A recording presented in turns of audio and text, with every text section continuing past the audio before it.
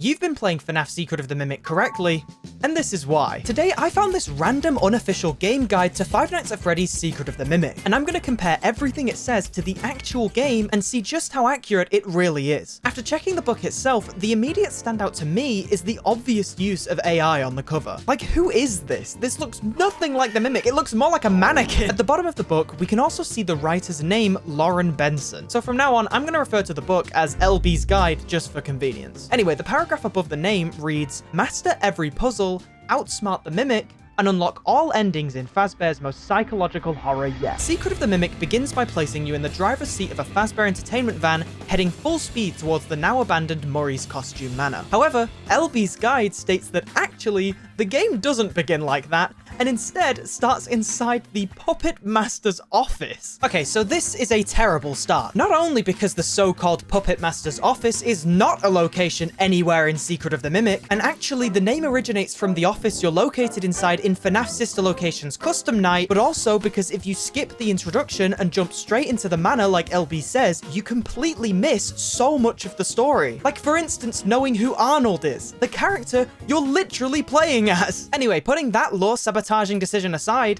this is roughly where LB says the game starts. And in the real Secret of the Mimic, walking through these two doors would take you straight into the showroom, forcing you to witness the painfully uncanny puppet show.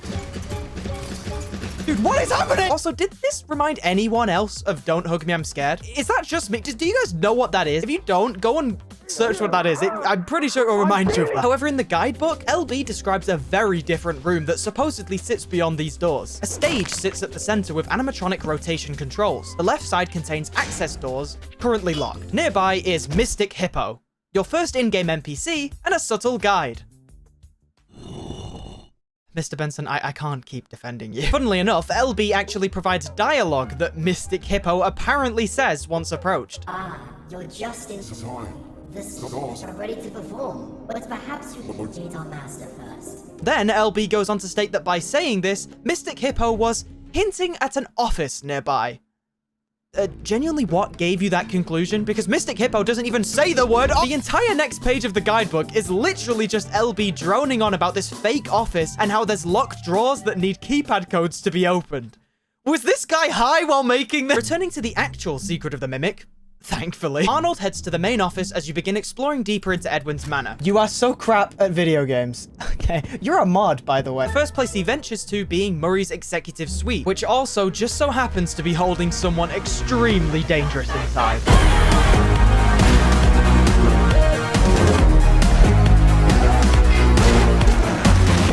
The first of the 5 main enemies inside FNAF Secret of the Mimic, and their first appearance is actually not to kill you, but instead just to scare the player instead. Oh, it's Jackie. Funnily enough, Jackie is actually one of the characters that LB does mention in his guidebook, likely due to Jackie being plastered everywhere before the release of the game. However, this happens 58 pages into this 122-page book, and in the actual Secret of the Mimic, Jackie appears approximately 20 minutes in. The next section of the book is labeled Puzzle Collection Zones, and displays all the supposed locations where in-game puzzles take place, like for instance, beside Candy Cadet. No, Candy Cadet's not in the game. Or how about this one? First Aid Lefty. And of course, again, that's not a place in the game. It's actually one of the fucking tasks from Help Wanted 2. But my all-time favorite zone puzzle collector is one by the name of Fizzy Faz Night 4 Room, hidden behind a red Sodaroni can on the shelving unit. What does this even mean? For reference, this is a Sodaroni can. I'm genuinely starting to think that LB might just be a mouse and wrote this book in like a drain or something. I don't know. Thank you for coming here, LB. Is there anything you would like to say to the people throwing around these accusations? Oh, great. Good job. I don't even think the brand Sodaroni even existed back when Secret of the Mimic is set, considering it's being advertised inside of FNAF Security Breach's atrium. And while we're talking about Security Breach, he actually also mentions Bonnie Bowl and Fazzablast. Editing Ghost Place here. While snooping around the manor to get some shots for this video, I actually found a vending machine in the corner of what seems to be an employee cafeteria. And when taking a closer look, it appears not only is it a soda machine, but it's also selling a beverage by the name of Colaroni. So yeah, Sodaroni didn't exist back then, but its apparent predecessor, Colaroni, did exist. One of my favorite parts about LB's absolutely amazing and definitely not terrible guide is actually when he sometimes gives us required codes. as if we're supposed to actually use them. Like, for instance, this. The board flashes a hidden 4-digit code over the assembled image. Then he provides the code, this time it being 4625. Oh yeah, thanks, man. Let me just put that Just kidding, I can't, because this isn't something inside Secret of the Mimic, is it? Sorry, I lost my cool a little bit there. You're okay, LB? Right? You're okay, right? He's okay. He'll be fine. Oh, look, we're just in time for...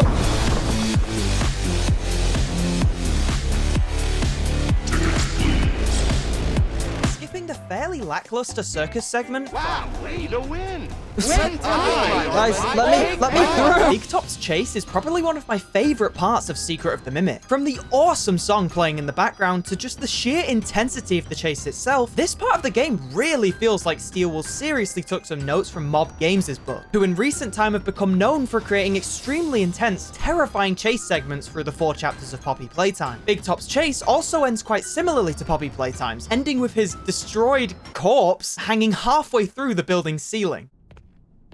We killed him. And you know what? We've been talking about LB's guide for a while now, so let's look at what Arnold endures after he's done dealing with Big Top. Like usual, Dispatch tells us that there's a new location he needs us to go to, this time being the upgrade station inside the demonstration theater, which obviously can only be reached by walking through the dark, dingy, and dangerous workshop. And as you can imagine, I had an absolute blast during this segment. Okay, what if we like throw up...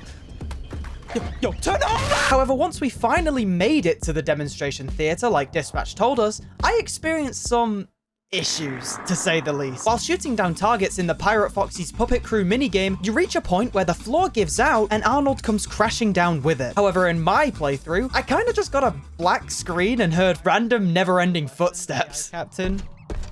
Why am I still walking? And instead of at least trying to help me, my Twitch chat laughed at me and my Discord server made memes about me. Hey, hey. Hey. Is this a B or what? However, now that I mention it, the links to both of these are in the description, so feel free to head on over to the Twitch streams and join the Discord to become part of the community. Anyway, as I was saying, this problem wasn't inherently bad. I'd just have to reload the game and move on where I left off. Foxy, you woke up. It put me back to the start of the minigame. So after finally beating the minigame once more and praying that my game doesn't bug out again, we somehow made it past this segment. Moving back to the guidebook though, LB is currently talking about the Vanny mask from Security Breach Ruin. And apparently once retrieving and equipping the mask, LB states that a voice log from Edwin Murray himself plays. Now, I haven't heard all of Edwin's voice lines in Secret of the Mimic, but I'm damn well sure that he does not reference the Vanny mask. While LB drones onto himself in the corner, let's move on to the third boss in Secret of the Mimic.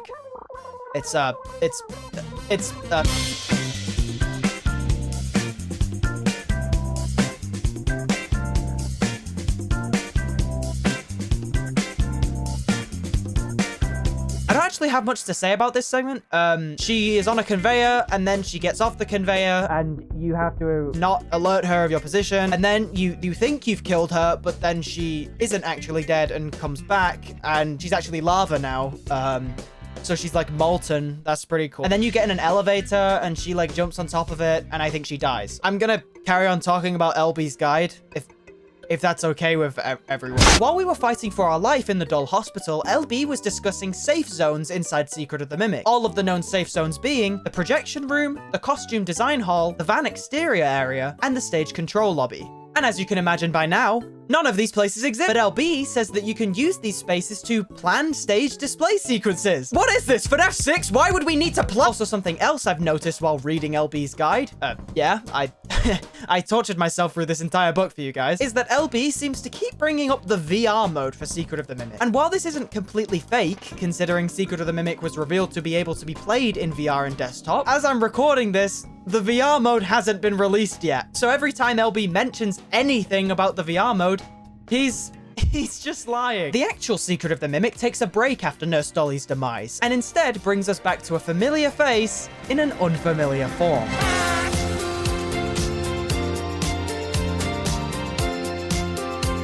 I didn't want to consider Party Time Chica as one of the actual bosses in Secret of the Mimic, since her section feels a little shorter in comparison to the other 5. However, I still wanted to mention her. Her whole section is basically spent trying to avoid her and progress through each room. And after a brief, relaxing, and definitely not mind-numbing break inside the loading bay, there's no space to put this one in.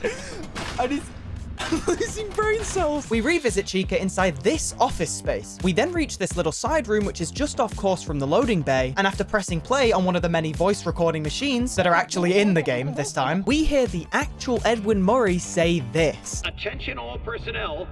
The power surges have become more frequent. Please use extreme caution when venturing down into the tunnels. So yeah, after that, you can kind of assume where we're gonna go, right? We're going underground.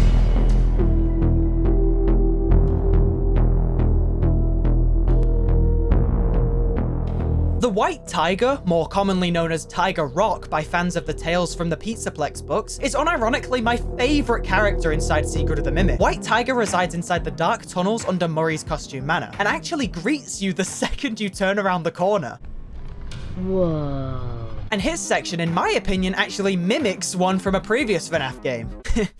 You see what I did there? Like, mimic? You know, like Secret of the Mimic. Like, the game in question being FNAF's sister location. And more specifically, the first task during Night 2, which is to crawl from one side of the Ballora Gallery to the other. Oh yeah, another similarity is it's also in complete darkness, just like the White Tiger section. Isn't that great? However, after you place these star things... Okay, what even are these? Moving on though, once we do place these little star creatures into their respective pods, while making sure to avoid White Tiger every time he just spawns in and out of nowhere... Yo, that... We finally escape the dreaded dark tunnels and report back to dispatch for the final time in the game. Why is it the final time? Well, viewer, I would love to tell you, but sadly, I have to keep talking about LB's guide. I know, I'm so sorry, please don't cry. Now we're nearing the end of LB's guide, it's finally time for him to discuss how Secret of the Mimic ends. I can't wait for this. LB states that there are 3 main endings inside FNAF Secret of the Mimic, and he's not wrong. The first ending being the standard ending. You escape the manor, but the Mimic's program escapes into the Fazbear network. And that's not too far off the real bad ending in the actual game. However, the second ending is the true ending, in which after uncovering all the hidden logs and displaying Jackie, the Mimic is overwritten by Jackie's final performance script, which traps it. What? The third and final ending is the glitched ending, where if you choose the wrong code or trigger too many Mimic encounters, the game ends with an AI corruption screen, hinting that you were absorbed. Okay, well, at least we've gathered that all of LB's supposed endings aren't all that truthful. So, how about we take a look at the 3 actual endings inside Secret of the Mimic? And the first one I want to talk about begins inside the destroyed remains of Edwin's personal office. And after listening to his final voice log, it's clear that someone, or something, was holding Edwin hostage and refusing to let him out. And after entering this secret room by the side, all it took was activating the command cradle.exe on the computer for the man himself to finally make his first official appearance. We can do something fun tomorrow, I promise. Ask your mom if she's not busy.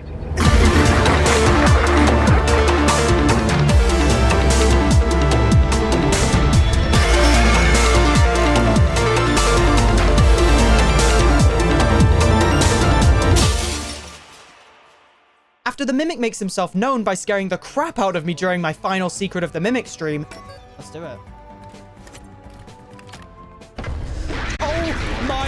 He immediately forces Arnold into arguably the best chase in the entire game. I mean, we literally explore more of Edwin's manor in this single chase than we did throughout the entire rest of the game. Oh yeah, I should mention, I skipped over the segment inside the pizzeria and the segment inside Edwin's home, as they're not bad parts of the game by any means. There's just not too much to talk about. And I mean, let's be honest, you've already seen Markiplier and Corey Kenshin play through it, so I think we'll be fine. Anyway, after entering the elevator again and listening to F10 and N4, whatever the door covered by barricades opens briefly and shows us something I never expected to see.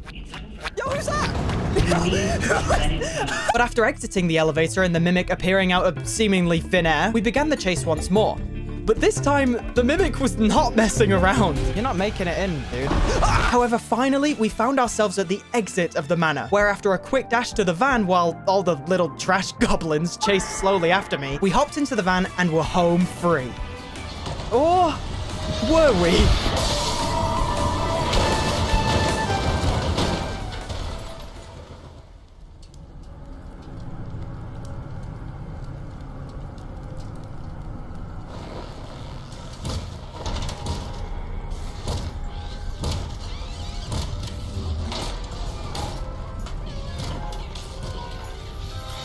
That is the main ending of Five Nights at Freddy's Secret of the Mimic. But we've still got 2 other endings to dive into, so let's speedrun this. The second ending, that LB actually calls the true ending, in the real Secret of the Mimic, involves Arnold being a goody two-shoes and listening to dispatch when he tells him he's done and can leave the manor. Because while Arnold is driving away thinking he made it out with all his limbs and a $25 gift certificate, the Mimic reveals himself to be directly behind him inside his van. God, dude, I forgot how cool this ending was. And the final thing you see in this ending is a shot from inside the early concepts of the original FNAF animatronics we've come to know and love. Anyway, the final ending inside FNAF Secret of the Mimic is actually not the glitched ending like LB seems to think. It's actually labeled as the secret ending. During this section, the player fixes the Mimic by transforming it into a childlike version of David, who is Edwin's deceased son, and he's even equipped with his white tiger plushie, which has proven to be something that he loved while he was still alive. After the Mimic slowly transforms back into the childlike form, it lays down on David's bed and says one last thing to the player. And that completes our comparison of the entirety of both Secret of the Mimic and LB's Secret of the Mimic guidebook. I really wonder if they made any more of these. I'd love to just rip apart a different one for another video. That could be pretty fun. Orders. Wait, the page for LB's guide is gone. It's literally been wiped off the face of Amazon as if it never even existed. And after checking my orders and trying to access the page a different way, I realized something way worse. I ordered LB's Secret of the Mimic guide on Amazon on June 4th, 2025. And I don't know how I forgot this, but Five Nights at Freddy's Secret of the Mimic released 10 days later. Meaning all the information in this guide is purely speculation. I've been listening to someone with zero knowledge on a single thing that happens in Secret of the Mimic, apart from the trailers, of course. Everything from Mystic Hippo to the Fizzy Faz Fuck Room to the endings to even the characters in the game has been Loren just completely Hey, I'm Ghostplace Clone 354, and I'm here to finish the video, as the other one has grown clinically insane and is unable to carry on. The moral of this story is to not buy fake FNAF guides. If you're a parent buying it for your child, or even just someone that's a fan of Five Nights at Freddy's, let me help you out. These are the only official Five Nights at Freddy's guidebooks. 2 of them I've actually already featured inside my other intended videos, and these books actually display real and truthful information about the games. Sometimes, yeah, they can be a little bit off and don't make much sense, but they are so much more reliable than this. And sadly, it's come to my attention that even just searching FNAF guide into Amazon exposes you to even more of these weird AI-generated FNAF guides that might even be worse than what LB's terrible guide had to offer. Like, look, someone even made a security breach one. Damn, I couldn't imagine having to torture myself for another one of those guidebooks. Okay, maybe I'll do it. Hold on, before the video ends, I actually just posted my first second channel video on Ghost Plus. I'll be posting here way more regularly than on the main channel, and the first video is actually beating FNAF Security Breach using the Cut Content Restored mod, and it's over an hour and a half long, so what are you doing? Go and watch that now. Bye.